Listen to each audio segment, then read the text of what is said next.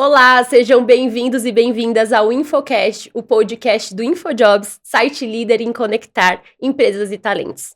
Eu sou a Beatriz Antunes, do time de comunicação do InfoJobs, e hoje eu trouxe um tema que com certeza já martelou muito a sua cabeça em algum momento da sua jornada profissional. Afinal, como saber se é ou não a hora de trocar de emprego? E para conversar comigo nesse bate-papo super importante e especial, eu tô aqui com Luciano Santos, autor do best-seller Seja Egoísta com Sua Carreira, palestrante, mentor e sócio da Fluxus. Luciano, muito obrigada por ter topado o nosso convite, por estar aqui com a gente hoje. E vou dar o espaço para você se apresentar um pouco mais. Obrigado, Beatriz. Obrigado aí ao time da InfoJobs. É um prazer estar aqui, principalmente para falar aí de um tema que é tão importante para todo mundo. Lógico que a gente vai focar um pouquinho hoje em trocar de emprego, mas vamos falar de carreira, né, como um todo. Eu não conheci até hoje nenhum profissional que não teve ali uma pequena dor, uma pequena dúvida na hora de gerenciar a sua própria carreira e na hora de trocar de emprego. Então, meu Deus do céu, essas dúvidas se multiplicam por 1 milhão. Bom, como você falou, eu sou Luciano Santos, eu sou autor desse livro que está aqui, ó, Seja Egoísta com a Sua Carreira, né, que muita gente me conhece por esse tema, mas eu gosto de falar, Beatriz, que eu sou um profissional de dois mundos. Eu tenho toda uma experiência executiva também, eu trabalhei em grandes empresas de tecnologia, trabalhei 7 anos e meio no UOL, trabalhei 11 anos no Google Brasil e 6 anos no Facebook, também conhecido como Meta. Saí há 2 anos, abandonei ali o mundo corporativo, né, pendurei o meu crachá. E por que eu fiz isso? Por causa do meu segundo avatar, desse segundo personagem profissional. Eu já vinha há alguns anos ali em paralelo, escrevendo sobre a temática carreira, liderança, comportamentos e tendências do mundo corporativo. Comecei a dar palestras, sou mentor profissional, publiquei o meu livro, como eu já falei para vocês. Esses dois mundos estavam colidindo, um cresceu muito mais do que o outro eventualmente, e eu decidi, né, me aposentar do mundo executivo, abrir minha empresa e continuar trabalhando aí com o que eu chamo de hoje de educação corporativa, para tentar levar um pouquinho de ferramentas, pensamentos, boas práticas, para que as pessoas possam ter um pouquinho mais de satisfação com suas próprias carreiras. Que legal. Bom, as empresas perdem um pouco com a sua mudança e a gente ganha muito como profissionais com todas as dicas que você traz aí. Então já agradeço novamente, tenho certeza que o bate-papo vai ser incrível. E para começar, eu quero te perguntar, quais são os sinais mais comuns que os profissionais precisam ficar ali de olho, aquelas red flags, né, do momento da mudança de emprego? Beatriz, eu gosto de falar que é menos sobre o momento da mudança e é mais sobre a atitude que a gente tem com relação à nossa própria carreira. E daqui a pouco a gente fala sobre os sinais da mudança. Muitos profissionais que me procuram, principalmente na parte de mentoria, eles chegam para mim e falam: Luciano, eu quero mudar, ou eu não sei se eu quero mudar, ou eu estou insatisfeito com o meu trabalho. Eu vou lá e pergunto: por quê você está insatisfeito com o seu trabalho? Ah, eu estou insatisfeito porque o salário é baixo. Eu, que mais? Não, o salário é baixo. Aí chega um outro: ah, Luciano, eu estou insatisfeito também, não sei se eu mudo. Por que você está insatisfeito? Ah, porque eu não gosto do meu líder. O que mais? Não, eu não gosto do meu líder. Eu falo que esse é um problema enorme no gerenciamento das nossas próprias carreiras, porque a gente não faz as reflexões que a gente precisa fazer. A gente não faz as reflexões que a gente precisa fazer. Então, quando chega no momento de, poxa, eu devo trocar de emprego ou não, tá na hora de eu sair daqui ou não, como eu vou saber se eu não sei nem o que me move naquele trabalho? Quais são as coisas que são importantes para mim dentro daquele trabalho? E uma das coisas que eu encorajo todo mundo a fazer, antes de qualquer coisa, antes de mudar, antes de considerar uma transferência, uma transição, ou ir para o concorrente, é fazer isso, é parar e falar quais são as coisas que são importantes para mim no trabalho. No meu livro, eu trago algumas pesquisas, alguns dados, e uma das que eu trago, eu falo muito sobre essa questão de o que é importante para a gente no trabalho, né? Eu fiz a premissa máxima do meu livro é sobre a satisfação. As pessoas são insatisfeitas no trabalho. E eu fiz uma pesquisa com relação a isso. Eu perguntei para um grupo de 1.500 profissionais: você é feliz ou infeliz com o seu trabalho? 60% daquele grupo respondeu que estava infeliz e insatisfeito com o seu trabalho. Só que a gente tem um grupo de 40% que virou e falou: eu estou satisfeito com o meu trabalho. Apesar do número maior ser o de 60%, dos insatisfeitos, ainda é inspirador que a gente tem ali 40%, 4 de cada 10 profissionais que falam: eu gosto do meu trabalho, eu encontro satisfação no meu trabalho. Só que eu fui além. Além de perguntar: você é feliz ou infeliz com o trabalho, eu falei: me conta o porquê. Eu coloquei uma dimensão qualitativa. E para as pessoas que são satisfeitas no trabalho, né, e aqui que eu quero oferecer um ponto de partida para quem nunca fez essa reflexão no trabalho, olha só o que elas falaram. Elas falaram que o que faz elas serem felizes no trabalho é estar em um lugar em que elas possam aprender, se desenvolver, sejam desafiadas e reconhecidas por líderes bem preparados. Eu falo que essa é a fórmula genérica da satisfação no trabalho. Então, o que eu incentivo qualquer pessoa a fazer antes de considerar trocar de emprego? Para e pensa, quais são as coisas importantes para mim no trabalho? Poxa, é reconhecimento? É um ambiente psicologicamente saudável? É um líder bem preparado? É ser promovido rápido? É dinheiro, que não apareceu na lista? Super respeito quem coloca dinheiro. O dinheiro é importante. Não vamos romantizar o trabalho. Dinheiro é muito importante também. Então eu falo que antes da gente considerar ou começar a olhar sinais para a gente fazer uma troca de trabalho, olhe para dentro de você e se pergunte quais são as coisas importantes para mim no trabalho. Quais são as coisas que eu preciso considerar? E aí, quando eu devo olhar para o meu trabalho? Tá, agora sim é a hora de eu me mover. Quando eu olho ali para as coisas que são importantes para mim, então vamos hipoteticamente aqui falar de algumas para mim. Poxa, dinheiro, promoção, reconhecimento, líder bem preparado, trabalhar em tal indústria, quero trabalhar em tal indústria. Aí eu olho para minha função atual e falo, poxa, eu estou na indústria que eu quero? Não. Eu considero meu líder um líder inspirador? Não é mais. Eu tô ganhando o que eu acho que eu tenho que ganhar? Não tô ganhando. Eu tô sendo reconhecido? Já fui, mas não acho que tem mais espaço para crescer aqui. Opa! Olha só, eu tenho a minha lista, eu olho para onde eu estou hoje e várias dessas coisas não estão sendo supridas. Aí, esses são sinais mais fortes e a maneira mais eficiente de a gente falar, tá bom, agora é a hora de eu olhar para o mercado e encontrar algo que seja mais alinhado com o que eu procuro para minha carreira. Legal, acho que então o primeiro ponto é muito sobre autoconhecimento e visão de futuro para sua carreira mesmo, né? Eu acho legal esse ponto que você trouxe, porque é isso, é muito individual, né? Tem as pesquisas mostram aí os pontos principais, mas é muito individual e a gente vê também uma mudança de comportamento conforme as gerações, né? O pessoal fala muito da geração Z e como a geração Z se comporta. E eu acho que tem muito mais disso, né? A geração Z tá muito mais ligada com o propósito, tem muito mais claro, né, o que quer ali pro futuro da sua carreira. Por isso que eu gosto dessa metodologia que eu trago, porque ela independe desses sinais genéricos, ela é muito mais o que eu quero. E ela independe até de geração, como a geração Z, por exemplo.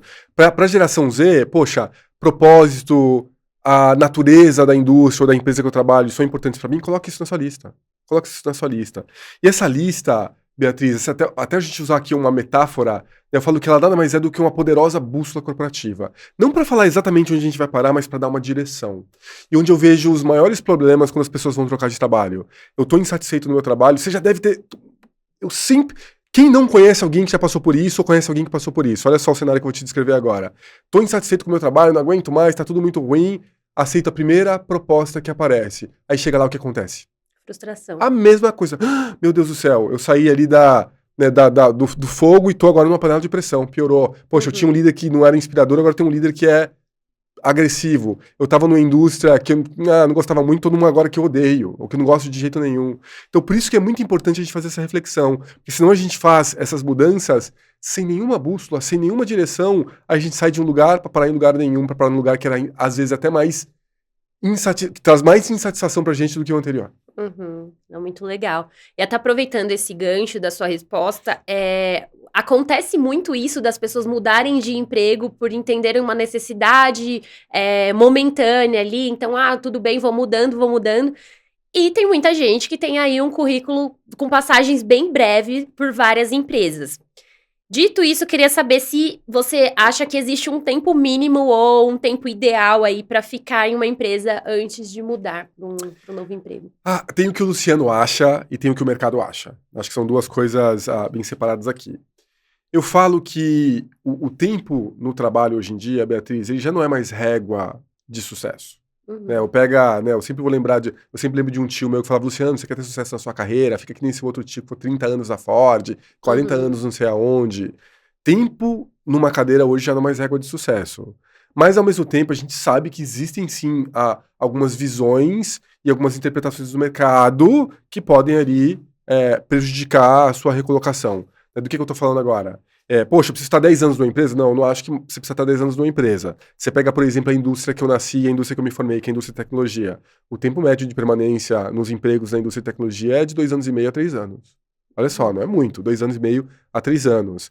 Mas sim, se você tem um currículo e que mostra que você ficou 3 meses numa empresa, 4 meses numa empresa, 5 meses numa empresa, 6 meses numa empresa, isso vai ser interpretado pelo mercado como o tal do pula-pula, né? Uma pessoa que não consegue se comprometer, que não consegue se sustentar no trabalho, que não consegue fazer alguma coisa por muito tempo e vai ter ali aquele certo preconceito. O que o Luciano acha? São situações e situações. As pessoas são tão plurais, às vezes existe um motivo para aquilo acontecer. Então, para os recrutadores e os entrevistadores que estão escutando a gente, não julguem as pessoas. Se você vê um currículo lá, a pessoa tem 5 meses, 6 meses, não julgue, pergunte para ela. Pergunte para ela, o que aconteceu? Por que só ficou 5 meses aqui? Por que só ficou 6 meses aqui? Vai saber. Às vezes era uma startup, né, que teve uma vida muito curta, às vezes era um emprego que a pessoa pensava que era algo e era algo totalmente diferente, alguma situação ali que aconteceu lá dentro que fez com que a pessoa saísse antes do tempo. Então eu sempre incentivo as pessoas de RH e os entrevistadores, e os líderes também que entrevistam,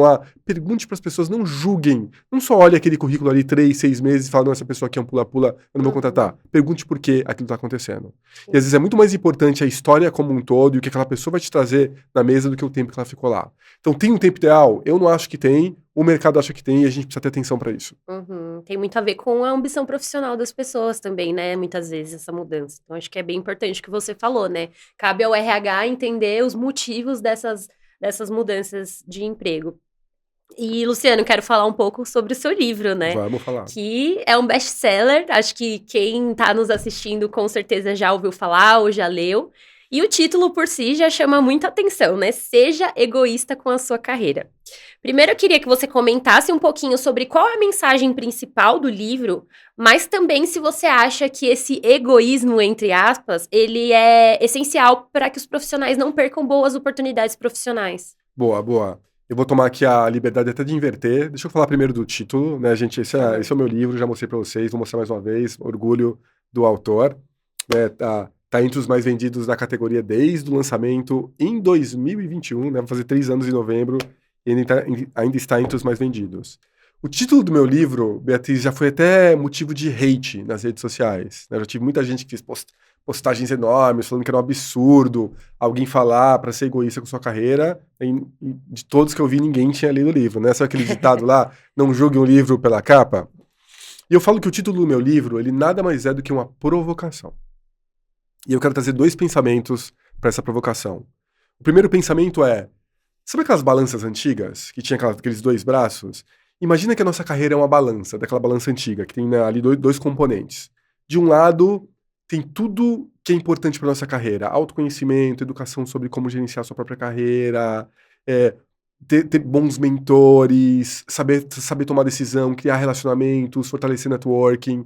E do outro, tudo que não nos interessa. Não saber gerenciar nossa carreira, trazer vícios, hábitos que já não fazem mais nenhum sentido no mundo que a gente está hoje, opinião enlatada de outros. Eu falo que nessa balança, para a maioria esmagadora das pessoas, ela pesa mais para esse lado que não nos interessa. Então, quando o assunto é a nossa carreira, Beatriz, a gente é qualquer coisa menos egoísta com ela. Qualquer coisa menos egoísta com ela. Esse é o primeiro pensamento. E o segundo, tem um livro chamado A Virtude do Egoísmo, que é de uma autora russa americana. E nesse livro ela fala que a palavra egoísta mudou através dos tempos, que egoísmo em sua origem nada mais é do que se colocar em primeiro lugar para o seu benefício e para o benefício das pessoas ao seu redor. Olha que bonito isso. E ela propõe até a ética do egoísmo, que é fazer isso sem ferir ninguém nesse processo. Então, o egoísmo que eu falo no livro é esse egoísmo virtuoso, é se colocar em primeiro lugar, ser o protagonista da sua carreira para que você possa ter uma carreira e nesse processo todo mundo ganha. Ganha você, ganha a sua carreira, ganha a empresa, todo mundo ganha. Então, essa acho que é a primeira coisa que eu queria desmistificar se alguém torceu aí o nariz quando viu o título do meu livro. Legal. E 2, e por que eu escrevi o livro? Qual é a mensagem que eu quero trazer com ele? Eu falo que o livro nasceu por 2 grandes insights que eu tive quando eu comecei a atuar como produtor de conteúdo, educador corporativo e mentor também. Lógico que tem toda a minha experiência, minha bagagem como executivo, mas foi nessa fase que eu pensei em escrever o livro. E qual foi o primeiro insight? O primeiro insight é, a maioria das pessoas são insatisfeitas com seus trabalhos. Eu já citei aqui alguns dados da pesquisa que eu trouxe, e isso não é minha opinião pessoal, esse é o resultado de várias pesquisas e estudos que existem no mundo como um todo, independente do país, independente da indústria e independente da maturidade dos profissionais. A maior parte deles cai nessa categoria de estou insatisfeito com o meu trabalho. Olha o absurdo disso, Beatriz. Você consegue entender? Olha o absurdo disso. A gente tá falando que a maioria das pessoas são insatisfeitas no lugar que elas passam a maior parte das suas vidas. E, assim, e quando eu tive esse primeiro insight, a primeira coisa que eu pensei é, qual o impacto disso na nossa sociedade? Se uma pessoa passa ali 8, 9, 10 horas no trabalho insatisfeita, algumas até em sofrimento, insatisfeitas, quem vai ser essa pessoa na sua família? Quem vai ser essa pessoa na sua comunidade? Quem vai ser essa pessoa na sociedade como um todo? Então eu vejo essa questão da insatisfação no trabalho como um problema de saúde pública. Eu não estou exagerando. Como um problema de saúde pública. Porque gera burnout, gera um monte de comportamento ruim, gera violência na família, gera um monte de coisa ruim. Então esse foi o primeiro insight que eu tive. Falei, poxa, tem um grande problema aqui. E o segundo grande insight que eu tive é o principal responsável por isso somos nós mesmos. Nós mesmos. A nossa falta de educação sobre como gerenciar a nossa carreira. E eu não culpo as pessoas por causa disso, porque eu tenho 46 anos, Beatriz. Eu fiz, né, todo ali o colégio, depois fiz para a faculdade, fiz pós-graduação, fiz o MBA. Você sabe em que momento alguém me parou e falou, vem cá, você vai ter um negócio chamado carreira. Você vai ter que se entender com seu líder, tem um negócio chamado política corporativa, você vai ter que criar networking, você vai ter que, né, entender como algumas forças agem ali dentro, todos os seus gestores vão ser completamente diferentes uns dos outros, uns melhor treinados, outros pior. Quem conta isso pra gente, né? Então a gente é formado e é jogado naquele mundo corporativo absolutamente desarmado e sem ferramentas para lidar com aquilo. E eu falo que nesse meu segundo insight é que com um pouquinho de conhecimento, ferramentas, boas práticas, novas perspectivas sobre como gerenciar a nossa carreira, a gente pode revolucionar a maneira como a gente se sente no trabalho. Então o livro foi feito para isso. O livro foi feito para que as pessoas possam ser protagonistas com suas próprias carreiras, que elas parem de ficar falando a empresa não tem um plano de carreira para mim, eu não fui promovido por causa do meu chefe, o mundo todo tá contra mim, e que elas entendam, o que está no meu controle, o que é minha responsabilidade, e principalmente, o que eu posso fazer para mudar esse jogo. Perfeito. Tem uma curiosidade, você acha que a carreira e o restante da sua vida, as outras áreas da sua vida, elas andam juntas ou elas conseguem ser separadas, né? Porque você falou, uma coisa influencia diretamente na outra. Minha opinião pessoal é de que não tem como separar. É que a gente é uma pessoa só e, né, a carreira é uma parte ali da nossa vida, mas eu acho que uma coisa influencia diretamente. O que você acha? Eu concordo com você, Beatriz. Né? Muita gente fala, né? Vamos separar o trabalho da vida pessoal, vamos equilibrar. Equilibrar tem que equilibrar, né? Mas equilibrar nesse sentido de separar completamente para que tenha algum certo equilíbrio. E isso é impossível de se fazer. Como que eu vou separar? Vamos pegar aqui. A gente tem 24 horas no dia, as pessoas dormem ali 7 a 8 horas, sobram ali 16 horas. Dessas 16 horas eu vou ter deslocamento, daí eu vou provavelmente passar de 8 a 9 horas no meu trabalho. Como que eu vou separar a maior parte do tempo que eu passo da minha vida acordada da minha vida? Simplesmente não tem como fazer essa separação. Agora, o que a gente não pode fazer é deixar que a nossa carreira seja a nossa vida. Isso que não pode acontecer. E é o que eu vejo as pessoas confundirem muito. Elas colocam, às vezes, tanta energia, desculpa, não vou nem falar carreira, vamos trocar aqui, nos cargos que elas estão, nos empregos que elas estão, que elas esquecem das suas carreiras e esquecem das suas próprias vidas. Vira uma mistureba ali que não se consegue entender mais nada.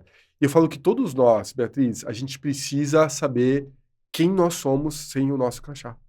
Quem é o Luciano sem o crachá dele? Quem é a Beatriz sem o crachá dela? E quando eu falo sem o crachá dela, eu falo da sua carreira também. Sim. Porque o nosso crachá é o nosso emprego. É onde a gente está hoje. Hoje você está na InfoJobs. Hoje eu tenho as minhas empresas. Eu já trabalhei no Facebook, eu já tive o crachá do Facebook, já trabalhei no Google, eu já tive o crachá do Google. Mas eu não posso confundir a pessoa, o Luciano, a carreira do Luciano com aquele meu crachá, com aquele momento. Porque quando a gente faz isso, gera um monte de sofrimento. Que é aquela típica pessoa que sai da empresa e todo mundo conhecia ela pelo Luciano do Facebook. Uhum. O Luciano do Facebook? O Luciano do Google? Ou a fulana da Nestlé? O fulano da Unilever? Aí a pessoa sai de lá, o que acontece? Perde o sobrenome? Não era Luciano do Google? O que eu sou agora? Sim. Não era fulano da Unilever? O que ela é agora? E eu falo que a gente tem que tomar muito cuidado com isso. Não é uma vergonha. E tem que ser motivo, sim, de orgulho trabalhar numa grande empresa, trabalhar num lugar legal. Uhum. Isso sim pode ser orgulho, mas eu sempre preciso entender que aquilo ali é um passo de toda uma jornada que a minha carreira vai ter. E quando eu entendo isso, eu passo a entender também que o foco tem que ser aonde? Na minha carreira. Uhum. E essa é a grande ironia, Beatriz, de tudo isso. E quando eu coloco foco na minha carreira, o que acontece? Todo mundo ganha. Todo mundo ganha. Eu falo que eu trabalhei com um mentorado uma vez, ele viu uma postagem minha, ficou desesperado, marcou uma sessão de mentoria. E ele, Luciano, eu tô há 11 anos aqui na empresa e há 11 anos que eu não faço um curso sequer. Se eu fosse demitido amanhã, eu não saberia nem o que fazer. E eu falo, olha só. Mas eu falei, mas por que não? Porque eu me dedico muito, eu tô sempre aqui na empresa o tempo todo, me dedico muito à empresa. Mas olha só a contradição disso tudo, Beatriz. Eu sou uma pessoa que tô há 11 anos na empresa, só penso na empresa. Só sei os processos da empresa. Em 11 anos eu não fiz um curso de atualização na minha própria área de atuação. Eu não sei o que está acontecendo, eu não sei como a AI vai impactar o meu campo. Vai chegar um momento que a própria empresa vai olhar para aquela pessoa e vai falar, peraí, o cara que está aqui há 11 anos, poxa, Uhum. né, a gente tem um monte de ferramenta, ele não conhece a ferramenta nova, ele não sabe as tendências, ele não vai numa conferência, ele não entende nada da vanguarda da indústria dele, vou mandar esse cara embora. Vou Sim. pegar um que saiba isso. Você percebe a contradição? Então o que adianta a gente ser tão dedicado num cargo e esquecer da nossa carreira? Não, pense na sua carreira. Vá sim para seminários, simpósios, para viagens, faça cursos, tenha comunidades para você participar, tem toda uma vida da sua carreira fora da sua empresa também, porque se você se Uhum. tornar aquele profissional que está na vanguarda da sua indústria, a empresa se beneficia também e vai te incentivar a fazer isso. Perfeito, é isso. Assumir o protagonismo da sua carreira, né? Não tem outra maneira de fazer. Legal. Bom, ainda falando dessa questão desse egoísmo com a sua carreira, entre aspas, como que o profissional consegue distinguir o que é aquele período temporário de insatisfação, né? Se ele está nesse período temporário de insatisfação, ou se o que ele está sentindo é uma real necessidade de mudança da empresa ou do cargo. A gente vai voltar lá para aquele ponto que a gente já discutiu um pouco, Beatriz, mas acho que vale a pena a gente reforçar. Eu falo que um profissional que não sabe o que quer com relação à sua carreira, ele fica passível a todos esses tipos de emoções e sentimentos que ele não consegue compreender. É que é o que você falou agora, peraí, mas será que eu estou insatisfeito aqui no meu trabalho? Será que eu deveria mudar? Será que eu deveria ir, né, para algum outro lugar? Eu falo que esse é um perigo enorme. Por quê? Porque às vezes faz a gente tomar uma decisão que a gente se arrepende. Eu vou trazer aquele exemplo de novo. Faz eu sair de um momento, de uma coisa que eu estava aqui por uma insatisfação, às vezes um período temporário de insatisfação com o meu líder, alguma coisa que aconteceu, um projeto que não deu certo, né, eu vou lá e falo, não, isso aqui não deu certo, deixa eu ir, né, para um outro lugar, né, e aquele outro lugar acaba também não trazendo satisfação, e você fala, poxa, mas por que que isso aconteceu?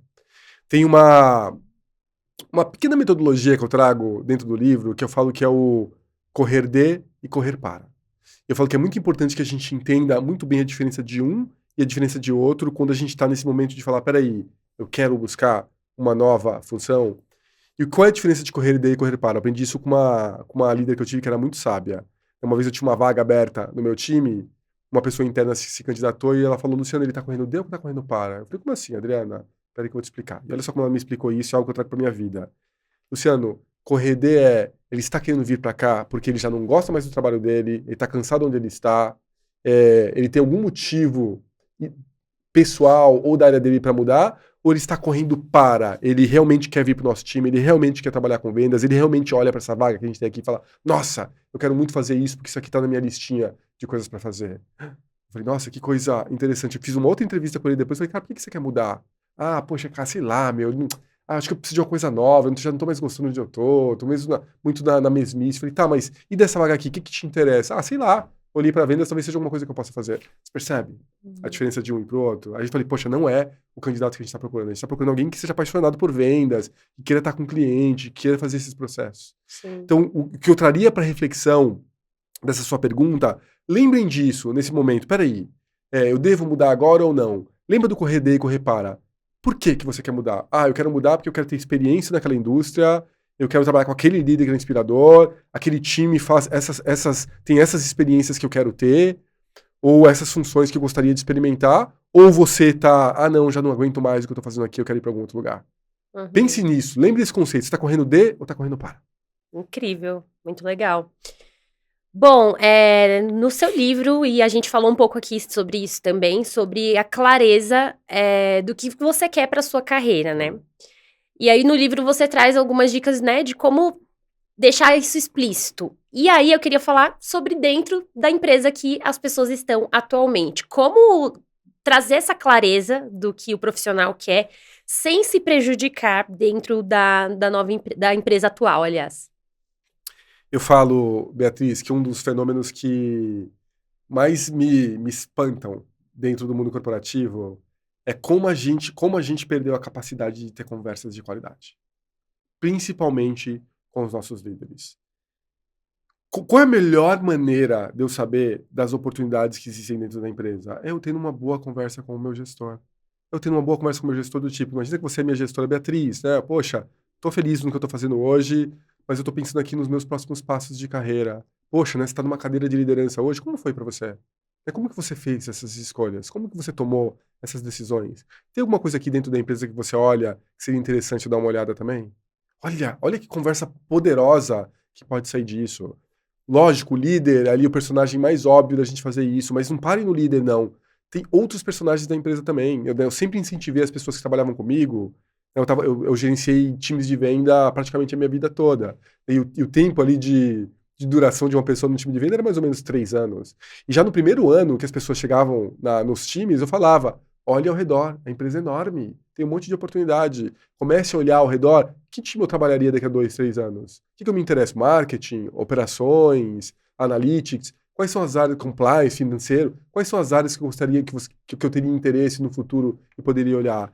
Eu falo que essas conversas internas, elas são muito importantes. Poxa, você está lá dentro da empresa, você está numa área administrativa, você tem vontade um dia de trabalhar com vendas, vê lá que é um gerente do time de vendas, chama ele para tomar um café. Chama ele para tomar um café. Poxa, vamos tomar um café? Como é trabalhar em vendas? O que você acha que as pessoas precisam ter para trabalhar em vendas? Poxa, sabe que um dia eu pensei em trabalhar em vendas? Eu falo que a gente precisa ter conversas poderosas e, ao mesmo tempo, fazer essas pequenas declarações de intenção, Beatriz. Sabe? Imagina que, né, você é uma gestora na área de comunicação hoje da InfoJobs. Imagina que uma pessoa chega para você e fala o seguinte: Beatriz, nossa, trabalho em comunicação, né? Poxa, eu trabalho aqui, sei lá, trabalho na área de PR. Poxa, adoro o time de comunicação. Como que tá o time aí? Né? Você tá gostando? O que você acha que precisa para trabalhar no seu time? Poxa, adoraria um dia trabalhar no seu time. A primeira coisa que você vai pensar quando você tiver uma vaga aberta, pode ser que você não escolha ela porque ela não tem experiência, né? Tem todo um contexto por trás. Mas a primeira pessoa que você vai pensar quando tiver uma vaga aberta, vai, poxa, aquela pessoa, né, me procurou. Talvez não seja essa vaga, mas eu lembrei dela. Lembrei dela. E eu falo que essas são construções que a gente pode fazer internamente. A gente cria essas oportunidades, né? Cria. Eu falo que a gente declarar as nossas intenções, parece mágica, mas não tem nada de místico com relação a isso. A gente literalmente cria, falando para as pessoas ao nosso redor. Se a gente não falar o que a gente quer, nada vai acontecer. Tem um caso que eu trago no livro, né? Uma vez uma pessoa que eu trabalhei lá no Google me chamou para um almoço, já estava no Facebook, pode almoçar comigo, não queria conversar com você. Eu falei, vamos conversar. Vamos lá almoçar. E a gente foi almoçar, ele, poxa, queria muito virar gestor de pessoas, mas não consegui, tinha um programa lá para agenciar estagiários, não conseguia entrar, né? Queria escutar de você. Como foi para você, né, sair de uma posição individual e começar a ser líder de pessoas? A gente teve uma conversa sobre isso. E em determinado momento, Beatriz, eu perguntei para ele, falei, o que sua gerente falou quando você contou para ela que você quer isso? Não contei nada para ela, tem que saber, né? Não tem que saber, gente. Ninguém vai saber o que tá passando na nossa cabeça se a gente não falar. Sim. Ninguém vai saber. Eu falei pra ele, não imagina, isso não faz o menor sentido. Você precisa falar pra ela. Ela é a pessoa que tá melhor posicionada até pra te ajudar nessa jornada quem sabe um dia sentar numa cadeira de liderança. Eu falei isso pra ele, dei um exercício pra ele fazer, e a gente tava indo embora, aconteceu uma coisa fantástica. A gente tava indo embora, a gente pediu 2 cafés. Eu pedi um café coado, ele pediu um café expresso. Eu prefiro o café expresso. Mas eu só pedi aquele café coado porque vinha uma laranjinha cristalizada junto com ele. Sabe aquela laranjinha que é um doce? E aí chegaram os 2 cafés. O dele veio com chocolate e o meu veio sem nada. Aí o garçom, faltou a laranjinha aqui do meu café. Poxa, tá em falta. Vai chegar a semana que vem. Aí eu olhei pro garçom e falei, que pena. Eu só pedi esse café por causa daquela laranjinha, mas obrigado. E a gente tava pagando a conta, vem o garçom com um pratinho de chocolate, coloca na minha frente e fala, desculpa que a gente não tem a laranjinha, mas tá aqui uns chocolates, cortesia do restaurante. Aí eu olhei pro meu colega, ele tava com aqueles olhos de mangá, sabe, do desenho. Nossa, fez isso de propósito? Eu não fiz nada de propósito, mas olha que mensagem incrível que o universo jogou ali no nosso colo, Beatriz. Se eu não tivesse falado aquilo pro garçom, quantos chocolates eu teria ganhado? 0. E assim na vida, Porque ele gente, não sabia, né? Exatamente não sabia. isso. Se as pessoas não sabem o que você quer, a possibilidade daquilo acontecer diminui. Então a gente precisa declarar as nossas intenções para as pessoas certas dentro do trabalho. Nossa, é incrível, muito legal. Agora falando sobre aquela situação que acho que todo mundo já passou ou vai passar em algum momento da carreira. Você está em um emprego, buscando outra coisa e recebe uma proposta. E aí você chega para sua empresa atual, né, para contar, e a empresa te dá uma contraproposta ou você quer que essa contraproposta aconteça. Como levar esse assunto e o que você aconselharia nesse momento? Esse é um dos maiores tabus que existe, eu acho, no mundo corporativo, né? A oferta de trabalho e a contraproposta. Né?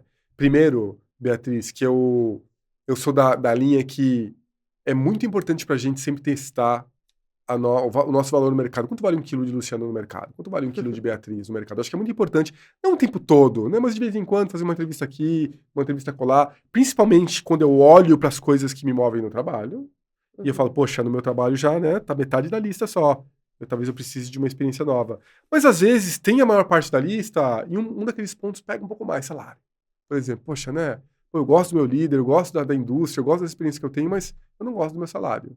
Então deixa eu ver se eu acho alguma coisa melhor. Aí você vai lá no mercado, recebe a proposta. Recebeu a proposta, não tem segredo nenhum. É pegar aquela proposta e levar para o seu gestor, ou levar para o RH e falar, olha, recebi essa proposta, eu vou ou não vou. Eu acho que tem que ir com uma decisão tomada, sabe? Eu vou ou não vou. Ah, Luciano, então não tem que escutar contra a proposta? Eu vejo muito isso, né? Eu vejo muito aqueles posts no LinkedIn, Beatriz. Não, se a empresa não valorizou quando você estava lá, agora não é hora de valorizar. Gente, que besteira, que besteira. Eu sou super fã de contraproposta. Super. Você quer me fazer uma contraproposta? Faça. Faça. Ó, tá aqui a contraproposta. Se a contraproposta estiver alinhado com o que você está procurando, o mesmo exemplo que a gente acabou de falar, poxa, eu procurei dar um bom líder, uma boa experiência, uma boa indústria, agora o salário está onde eu queria. Agora o salário está onde eu queria. Aceite aquilo. Não vai aceitar por ego, por sentimentalismo, por emoções bobas. Não, seja um pouco mais prático nessa hora. Olhe sim a contraproposta. Se a contraproposta faz sentido, se a contraproposta está alinhada com o que você procura para sua carreira, aceite. Não tem problema nenhum com isso. Se a contraproposta não está alinhada com o que você está procurando, não aceite. Só tome cuidado. Eu só vou deixar aqui um alerta. A maioria dos namoros que terminam e reatam, terminam de novo. Porque a gente tem o superpoder de esquecer as coisas que estavam incomodando a gente. Eu vou lá, o que eu procuro no trabalho? Eu procuro um líder inspirador, uma certa experiência, uma certa indústria e salário. Eu não tenho nenhum dos 4 lá. Aí chega a empresa com um pouquinho mais de dinheiro na contraproposta, você esquece que você não estava se dando bem com aquele líder, você esquece que não é aquela indústria, você esquece que não é aquelas experiências que você tem. É muito fácil a gente esquecer isso. Então tome muito cuidado, seja prático na hora de olhar. Isso é bem comum, né? Inclusive. Super comum, super comum, super. Legal. Bom, falando de quem está buscando, de fato, esse novo emprego, quais estratégias você indicaria para esse momento, né? Então, eu estou buscando um emprego, mas estou empregada atualmente. Excelente pergunta. Eu não sou especialista em recolocação. Mas outro dia eu estava dando uma mentoria e o mentorado perguntou, Luciano, se você fosse voltar para o mercado de trabalho hoje, o que você faria? A primeira coisa eu bati na mesa, né? Porque, poxa, eu tenho minhas empresas, não vou voltar para a CLT, espero não voltar nunca mais, ou tão cedo. Mas eu achei a pergunta muito estimulante intelectualmente. E eu sei exatamente o que eu faria. Então vou contar para vocês qual seria o segredo do Luciano se ele fosse procurar emprego hoje.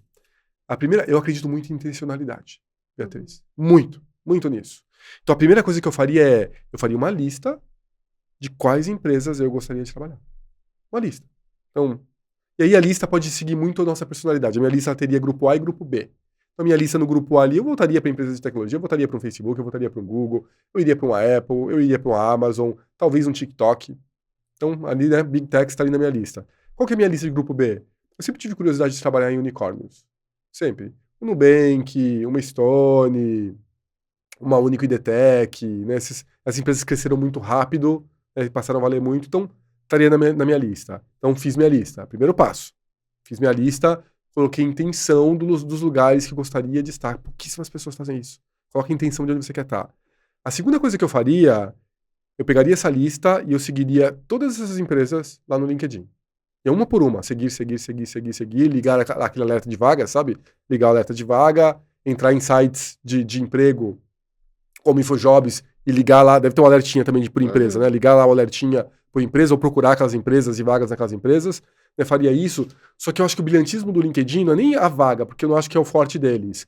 É a nossa capacidade de conseguir fazer o que eu chamo de stalking corporativo. O que é stalking corporativo? Eu sempre desafio as pessoas a fazerem isso. Olhe as pessoas que estão na cadeira que você gostaria de estar. Sim. É super fácil de achar isso no LinkedIn. Poxa, eu quero trabalhar ser um gerente de produtos numa Natura. Vai lá no LinkedIn, procura quem é gerente de produto lá na Natura e olha o que aquela pessoa fez. Onde ela se formou, quais os cursos que ela fez, se ela está postando alguma coisa, se ela foi para alguma conferência, se ela publicou algum artigo. Olha o que aquelas pessoas estão fazendo. Esse é um dos insights mais poderosos que a gente pode fazer, que é olhar para as pessoas que estão sentadas nas cadeiras que a gente sentou. Então, esse é o segundo passo que eu daria. Olhar, fazer esse stalking do bem, esse stalking corporativo. E o terceiro passo que eu faria, Beatriz, para procurar emprego é ativar meu networking. Ativar meu networking.